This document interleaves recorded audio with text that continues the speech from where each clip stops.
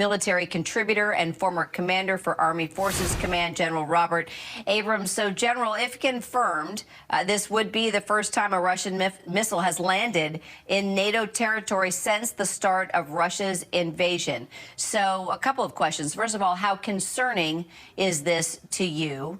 And from your experience, your understanding, what could, if indeed this is true, what could this mean for how the U.S. may get more involved in this?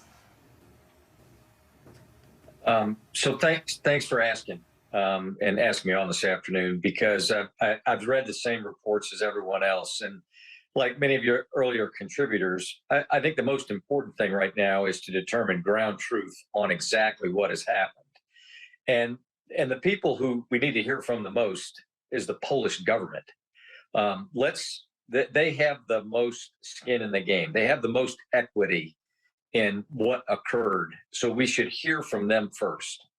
Of course, it's concerning if the preliminary reports that this is a Russian missile is true. It's a tragic loss of life. But we should all take a step back, breathe deep, and try to ascertain exactly what happened and why it happened before we start going down the route of choosing different options on how Poland, the United States, or NATO might respond.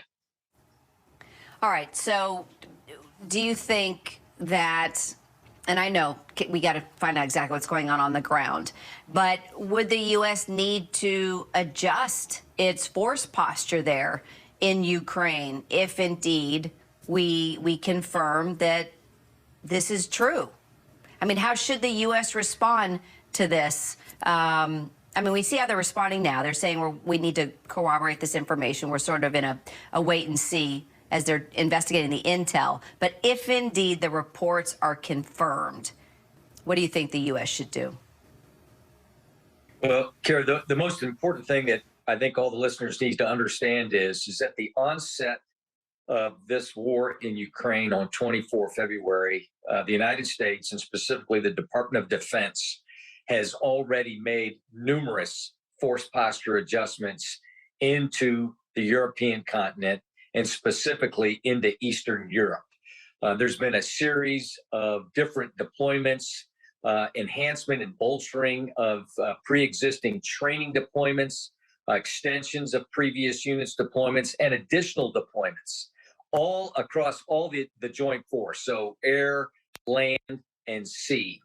And that has postured the Department of Defense, and specifically European Command, and in their support of the North Atlantic Treaty Organization, with posture now where we have a good stance and balance across the entire eastern flank of NATO that provides lots of options.